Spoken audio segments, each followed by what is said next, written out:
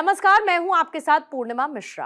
हमारे खास प्रोग्राम क्या कहते हैं नरेंद्र मोदी में आज आपको सुनवाएंगे पीएम मोदी का वो ऐतिहासिक भाषण जो उन्होंने 29 अप्रैल 2024 को कर्नाटक के बागलकोट में दिया। अपने भाषण में प्रधानमंत्री ने कहा कि कर्नाटक में कांग्रेस सरकार नहीं चला रही, कांग्रेस पार्टी यहां वसूली गैंग चला रही है और पूरी सरकार इसी प्लानिंग में लगी है कि कहां से वसूली हो, खजाने में पैसा आए और उसको लूटकर अपनी तिजोरी भर दे। भाइयों और बहनों, कांग्रेस पार्टी ने यहां कर्नाटका को भी अपनी लूट का एटीएम बना दिया है। इतने कम समय में ही इन लोगों ने कर्नाटका का सरकारी खजाना खाली कर दिया। हालत ये हो गई है कि विधायकों को विकास के लिए मिलने वाली विधायक निधि का पैसा तक समय से नहीं मिल पा रहा है और यहां के सरकारी कर्मचारी, मैं आपको अंदर की बात बताता हूं, क्योंकि भारत सरकार के पास इनकी अंदरूनी जानकारियां होती है और मैं आपको चेतावनी चौंकाना चाहता हूं। वो दिन दूर नहीं है जब कर्नाटका सरकार यहां के सरकारी मुलाजिमों को पेमेंट तक नहीं दे पाएगी, पेमेंट तक नहीं दे पाएगी। आपके बच्चे भूखे मर जाए ऐसी स्थिति ये लोग पैदा करके रखेंगे। जनहित की ऐसी कोई योजना नहीं जो कांग्रेस के भ्रष्टाचार का शिकार न हुई।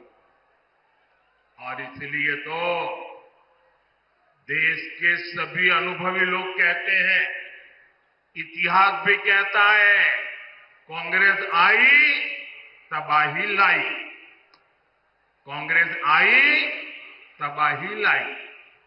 साथियों, कर्नाटका में कांग्रेस सरकार नहीं चला रही है। कांग्रेस पार्टी यहां वसूली गैंग चला रहा है, वसूली गैंग चला रहा है। पूरी सरकार इसी प्लानिंग में लगी हुई है कि कहां से वसूली हो, खजाने में पैसा आए और उसको लूटकर अपनी तिजोरी भरे। हमारा कर्नाटका और बेंगलुरु, जिसे दुनिया में टेक हब पर जाना जाता है, टेक हब के रूप में पूरे विश्व में हमारे कर्नाटका ने देश का नाम ऊंचा किया। आज कांग्रेस सरकार ने ये टेक हब को टैंकर हब बना दिया, टैंकर हब बना दिया। पानी के लिए टैंकर माफिया लोग मनमानी वसूली कर रहे हैं और इसका भी कमीशन कांग्रेस के लोगों तक पहुंच रहा है। लेकिन कांग्रेस इतने से संतुष्ट नहीं है। ये लोग 2G स्कैम जैसा लाखों करोड़ के घोटालों वाला स्कैम करने के लिए सपने देख रहे हैं। आप मुझे बताइए, 7 मई को कर्नाटका को लूटने वालों को सजा मिलनी चाहिए कि नहीं मिलनी चाहिए? सजा मिलनी चाहिए कि नहीं मिलनी चाहिए? कांग्रेस के भ्रष्टाचार का हिसाब करना चाहिए कि नहीं करना चाहिए?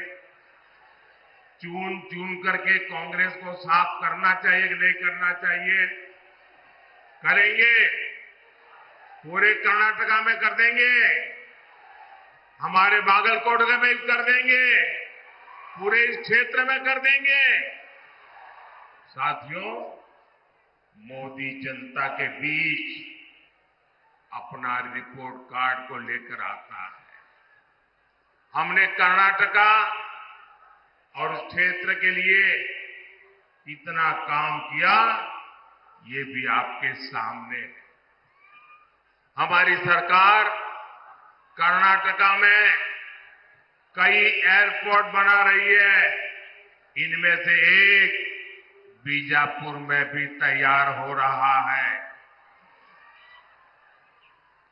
बागलकोट रेलवे स्टेशन को अमृत स्टेशन के रूप में डेवलप किया जा रहा है।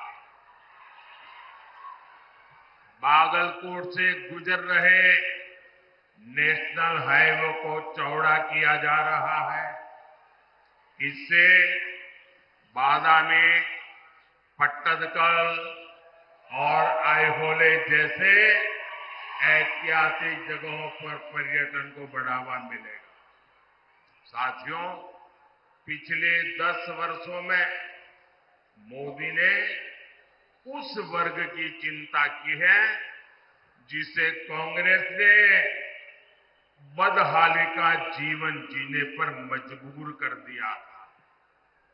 आज ये लोग बयान देते हैं और पता नहीं क्या क्या बोल रहे हैं। ये कहते हैं एक झटके में गरीबी हटा देंगे। अरे 60 साल हो गए, तुम कुछ नहीं कर पाए यार, क्यों ऐसे दावे मार रहे हो? सर, इनकी कई पीढ़ियां इस बात का गवाह है कि वंचित वर्ग के लिए इनकी मानसिकता क्या रही।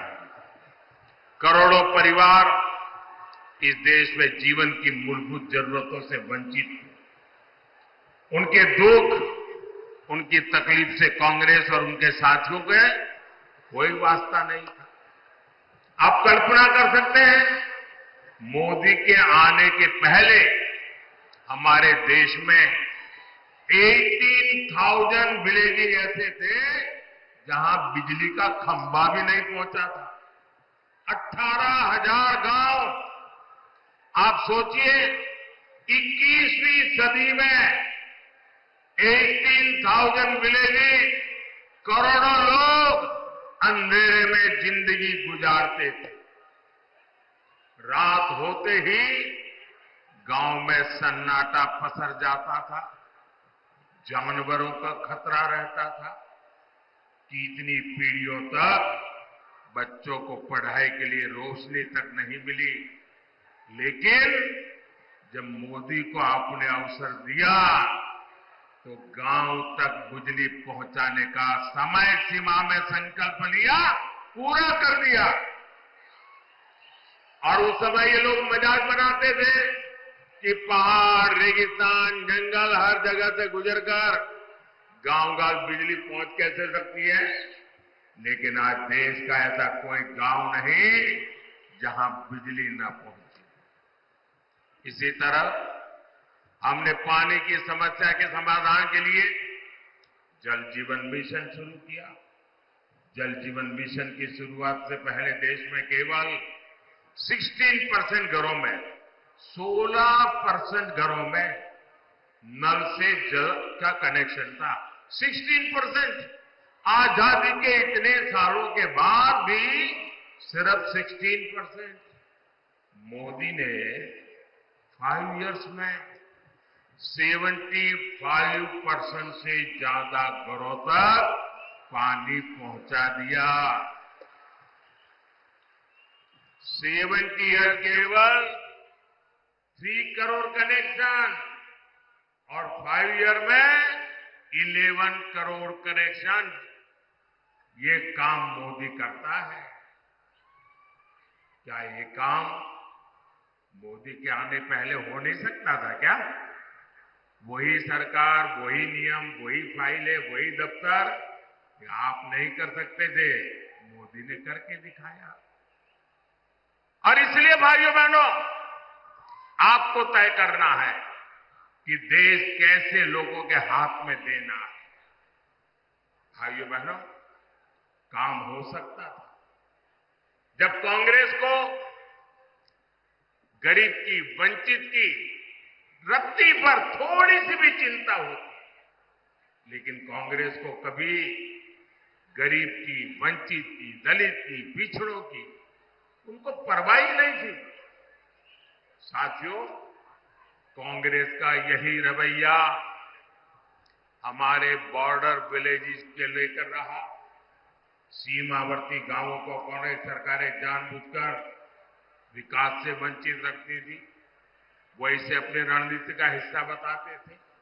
यानी करोड़ों लोगों को कांग्रेस ने अपनी राजनीति के तहत बदहाली का जीवन जीने के लिए मजबूर कर रखा था।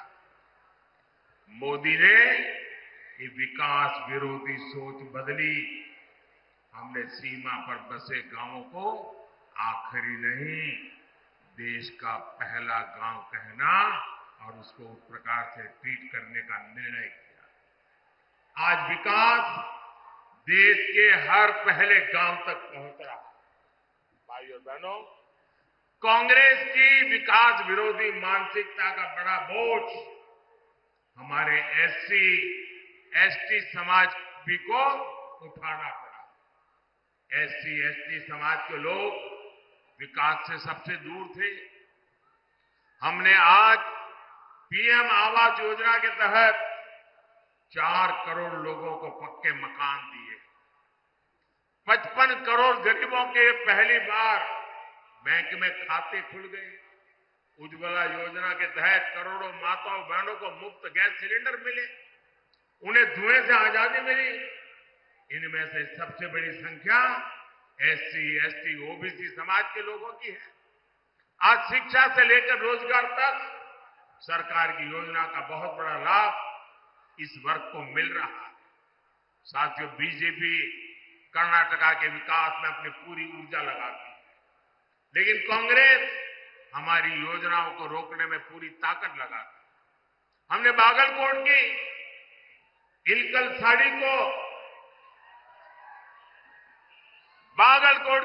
साड़ी उसको वन डिस्ट्रिक्ट वन प्रोडक्ट योजना में शामिल किया, ताकि यहां के बुनकरों को, जिन्हें आप नेकारा कहते हैं, उनकी इनकम बढ़े। लेकिन कांग्रेस हमारे बुनकर भाई बहनों की जरूरतों पर ध्यान नहीं दे रहे। साथियों, यहां भी मंच पर हमारे येदियुरप्पा जी भी है। उन्होंने किसानों के कल्याण के लिए अपना जीवन समर्पित कर दिया। किसानों का हित बीजेपी की प्राथमिकता रहा। हमने हाल ही में शुगर केन का मूल्य बढ़ाया है। इथेनॉल के जरिए हम गन्ना किसानों की इनकम बढ़ा रहे हैं। लेकिन कर्नाटका सरकार ने सिंचाई परियोजनाओं को रोककर पानी का संकट खड़ा करके किसानों को परेशानी में डाल दिया। साथियों, मैं आप सबको कांग्रेस के एक और खतरनाक गेम के बारे में आगाह करना चाहता हूं। जब से यहां कांग्रेस की सरकार बनी है, तब से कैसी कैसी घटनाएं हो रही हैं, ये आप जरा चिंता का विषय है। उसको एक साथ जोड़ करके देखिए, उसको टुकड़ों में मत देखना। आप सोचिए भाइयों बहनों, हुबली में क्या हुआ,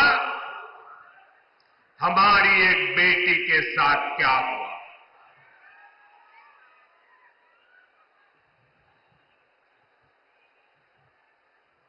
जहां शिक्षा का दाम है, हुबली में एक बेटी को एक के बाद एक चाकू के घाव मार दिए जाए, वो दृश्य देखकर हर किसी का दिल दहल गया। लेकिन यहां की पूरी सरकार वोट बैंक को बचाने के लिए बेटी के सम्मान पर ही हमला करने में जुट गई। तुष्टीकरण के लिए कांग्रेस किसी भी हद को पार कर सकती